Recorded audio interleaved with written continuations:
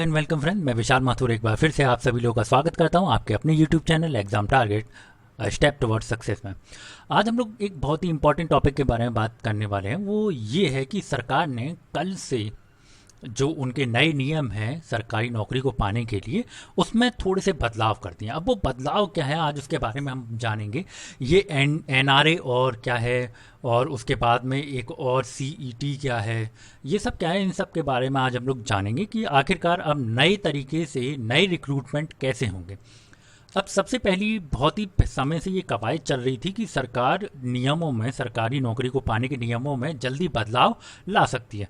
उसका सबसे बड़ा कारण ये था कि करीब पूरे भारतवर्ष में, चाहे आप एक छोटा सा एक वो ले लीजिए, एक एग्जांपल ले लीजिए, मैं आपको एक एग्जांपल देता हूँ। जैसे एसएससी कौन कौन से एग्ज़ाम करवाती है? एसएससी अपने सीजीएल के एग्ज़ाम करवाती है, 10+2 के एग्ज़ाम करवाती है, एमटीएस के एग्ज़ाम करवाती है, और साथ में किस किस के एग्ज़ाम करवाती है, और साथ में करवाती है वो जो आपके जेई है, ये एक अलग टेक्निकल एग्ज़ाम्स भी करवाती है, और वो साथ में करवाती है आपका सीपीओ का एग्ज़ाम भी।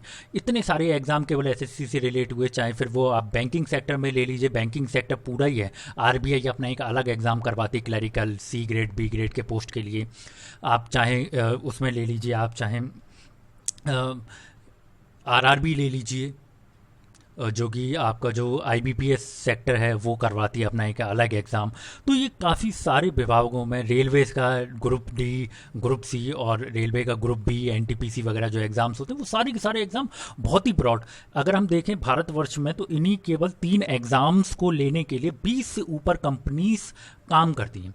अब हुआ ये कि सरकार ने ये देखा कि हर एक एग्ज़ाम का प्री होता है, हर एक एग्ज़ाम का मेंस होता है, तो सबके लिए हमें हर एक एग्ज़ाम के लिए अलग अलग सीट्स कंडक्ट करवाना, अलग अलग एग्ज़ाम कंडक्ट करवाना। हर एग्ज़ाम में, चाहे आप बैंकिंग का ले लीजिए, बैंकिंग में तो 2-2 करोड़ से ऊपर जो है अभ्यर्थी एक एग्ज़ाम में बैठते, चाहे वो क्लरिकल का हो या पीओ लेवल का कोर्स हो। चाहे वो आप अगर बात देखें तो एसएससी में भी लगभग 60 से 80 लाख बच्चे हमेशा हर साल बैठते हैं एग्ज़ाम में। फॉर्म तो भरते ही हैं, बैठते तो लगभग 40 से 60 लाख हमेशा ही हैं। और भी बहुत सारे एग्ज़ाम्स हैं। आप एनटीपीसी का देखेंगे, एनटीपीसी में भी, और जो है ग्रुप डी का जो रेलवेज़ का एग्ज़ाम था, उसमें भी लगभग 2 करोड़ लोगों ने फॉर्म भरा था। तो अब होगा क्या, आप लोगों ने देखा होगा कि हर एक के लिए प्री अलग है, मेंस अलग है, ये सारी चीज़ें अलग है। तो यही सारा झंझट खत्म करने के लिए सरकार एक नई नीति लेके आई है, या एक नया तरीका लेके आई है। वो तरीका क्या है, मैं आपको थोड़ा सा यहाँ पर बताता हूँ। उसमें तरीके में क्या है कि सरकार ये चाहती है कि जितने भी बी और सी ग्रेड के एग्ज़ाम हैं, उन सभी एग्ज़ाम का प्री एक साथ कंडक्ट करवा दिया जाए। क्योंकि प्री को बार बार लेना, क्योंकि आप देखेंगे अगर एसएससी का एग्जाम लें तो प्री के अंदर मैथ्स रीजनिंग आती है, इंग्लिश आती है, और ये सारी चीज़ें आती है। फिर उसके बाद मेंस में वही मैथ्स इंग्लिश आती है, और यही सारी। फिर उसके बाद 2-2 इंसान को पेपर देने पड़ते हैं, और हर एक, चाहे आप 10+2 के लिए ले लीजिए, उसमें भी 2 पेपर आपको देने हैं, और सीजीएल को ले लीजिए, उसमें रेटिंग को मिला के 3 पेपर आपको देने। तो इस तरीके से बहुत सारे पेपर हो जाते थे। बच्चा किसकी तैयारी करे, किसका फॉर्म डाला, किसका नहीं डाला, सारी चीज़ें वो भूल जाता था। तो अब सरकार ने क्या किया है, सरकार ने ये बोला है कि ग्रुप बी और ग्रुप सी जितने भी एग्ज़ाम हैं, इन सब के लिए प्री अब एक कॉमन टेस्ट होगा, जिसे उन लोगों ने सीईटी बोला है, यानी कि कॉमन एलिजिबिलिटी टेस्ट इसे बोला है। और इसे लेगा कौन? इसे लेगा, आप लोगों के सामने दे भी रखी है पेपर कटिंग में, कि नेशनल रिक्रूटमेंट एजेंसी का गठन किया जाएगा, जो कि इस एलिजिबिलिटी टेस्ट को, कॉमन एलिजिबिलिटी टेस्ट को करवाएगी। अब ये किस किस डिपार्टमेंट के लिए लागू है? ये डिपार्टमेंट है आपका रेलवेज, ये डिपार्टमेंट है आपका बैंकिंग सेक्टर, और ये डिपार्टमेंट है आप सभी लोगों के लिए एसएससी। अब इसमें आप लोगों को प्री अब नहीं देना होगा। हर साल 10+2 का अलग प्री हो रहा है, और आप देखेंगे उसका सीपीओ का अलग प्री हो रहा है, या आप रेलवेज़ के लिए अगर कोई एग्ज़ाम देते होंगे तो उसके लिए अलग प्री हो रहा है, बैंकिंग के लिए अलग प्री हो रहा है। लगभग आप देखेंगे इन तीनों का ही कॉमन सिलेबस है। तो उसमें करेंगे क्या कि इन सब का प्री अब वो लोग 3 साल के लिए एक ही करवाएंगे। क्या करवाएंगे? 3 साल के लिए केवल एक प्री करवाएंगे। वो प्री अगर आप लोगों ने क्वालिफाई कर लिया, तो ये मान लीजिए वो प्री आपका 3 साल तक के लिए वैलिड होगा। तो इस चीज़ को याद रखिएगा। और हालांकि आप नेक्स्ट ईयर भी भर सकते हैं, लेकिन आप अगर एक बार आपका प्री क्वालिफाई हो गया तो इस झंझट में ना पड़े कि आपका प्री हो गया है, आपने सीईटी क्वालिफाई कर लिया, बस उसके बाद आप डायरेक्ट मेंस के लिए लड़ाई लड़िए। तो ये पहले से ज़्यादा आसान हो जाएगा कि हर एक इंसान को पहले आप 10+2 का प्री देने आ रहे हैं, जब तक आप उसका 10+2 के मेंस की तैयारी करते हैं तो यहाँ पे सीजीएल का प्री आ आ जाता है, आप CGL का प्री देखें या 10+2 का प्री देखें, तो ये सारी चीज़ें बहुत ज़्यादा दिक्कतें देने हो गई थी। अभी ये केवल प्री तक सीमित है, ये चीज़ याद रखिएगा, ये अभी केवल प्री तक सीमित है। हो सकता है कि जैसे कि मेडिकल टेस्ट में जो नीट कर दिया, इसी तरीके से अगर वो जैसे कि आप लोगों का, जैसे आप देखेंगे UPSC के एग्ज़ाम होते हैं, उसमें IAS के लिए अगर टॉप करते तो आप IAS रैंक में चले जाते हैं, अगर आप थोड़े से नीची रैंक हैं तो आप IPS वगैरह आपने जो भरा हो उसमें चले जाते हैं, IRS में चले जाते हैं, या आप किसी फॉरेस्ट डिपार्टमेंट वगैरह में चले जाते हैं। तो ये सारे के सारे उसमें A ग्रेड के ऑफिसर ग्रेड बाय ग्रेड आप बांट देते हैं उसके अंदर। तो इसी तरीके से हो सकता है कि आगे जाके हो सकता है कि सभी का मीन्स भी एक जैसा ही हो, लेकिन अभी तक मेंस को लेके कुछ भी यहाँ पर जानकारी उपलब्ध नहीं है। प्री के लिए है, प्री के लिए क्या कि अब आपको बार बार भागना नहीं पड़ेगा, बार बार ऐसा कोई एग्ज़ाम बार बार नहीं देना पड़ेगा।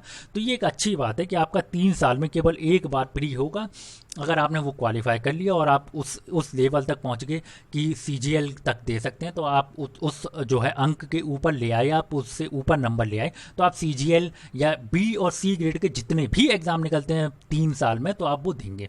तो ये था आज का इसका पूरा नियम। अब इसमें सेंटर्स भी उन लोगों ने बनाए, ऐसा नहीं है कि आप लोग मान लीजिए सेंटर आप लोग के अलग अलग, उन लोगों ने बिल्कुल अच्छे से सेंटर रखे हैं। टोटल मिला के अभी शायद 117 सेंटर के बारे में बातचीत हुई थी, और आगे धीरे धीरे करके अगर मैं बात करूं तो आप देखेंगे कि आगे जाके सेंटर की संख्या बढ़ जाएगी बच्चों के हिसाब से, जो भी बच्चे होंगे। इससे क्या होगा कि जो एग्ज़ाम्स हैं उन सब में भीड़ थोड़ी सी कम हो जाएगी। मान लीजिए मेरे प्री में आगे मैंने अपना फर्स्ट ईयर में ये CET एग्ज़ाम क्वालिफाई कर लिया, तो उसके बाद फिर मैं देने क्यों जाऊँगा? मैं 3 साल के लिए जो आने वाली वैकेंसी उसकी डायरेक्ट तैयारी करूँगा ना, मेंस की।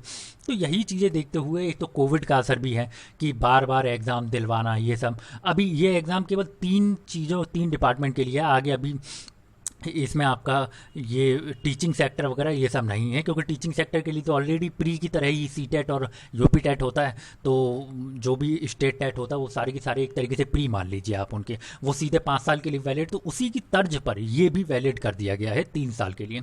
तो आई होप ये सारी बातें आप लोगों को समझ में आई होंगी। इसके क्या क्या फ़ायदे हैं, क्या क्या इसके नुकसान है, वो मैंने आप लोगों सभी के सामने डिस्कस किए। इससे फ़ायदा ये है कि आपको बार बार फॉर्म नहीं भरना पड़ेगा इस तरीके से कि आप ये फॉर्म भर रहे हैं, वो फॉर्म भर रहे हैं, फिर उनके सभी फॉर्म्स को जो है रखिए, फिर उसके बाद फिर मेंस अलग अलग देने जाइए 4-5, क्योंकि अगर देखा जाए तो साल भर के अंदर काफ़ी सारी डिपार्टमेंट है जो अपनी अपनी वैकेंसी निकालते हैं। CPO ले लीजिए, 10+2, MTS और CGL, ये 4 का तो कैलेंडर आता ही आता है। फिर उसके बाद बैंकिंग का भी IBPS का अलग आता है, आपका जो रूरल डेवलपमेंट बैंक होती है उनके लिए अलग आता है, जो रूरल बैंक्स होती हैं उन लोगों के लिए अलग आता है। फिर RRB अपना अलग निकालती है, और अगर आप देखेंगे बहुत सारी बैंक्स भी अपना अलग अलग निकालती हैं, जैसे पंजाब नेशनल बैंक वगैरह भी कहीं कहीं जगह पे अपने अलग निकालती है, और प्राइवेट बैंक भी अपना अलग निकालती। तो प्राइवेट सेक्टर को छोड़ के जितने गवर्नमेंट सेक्टर हैं, जो B और C ग्रेड के एग्जाम होते थे, चाहे वो रेलवे से, इन सभी में अब एक एग्ज़ाम देना होगा।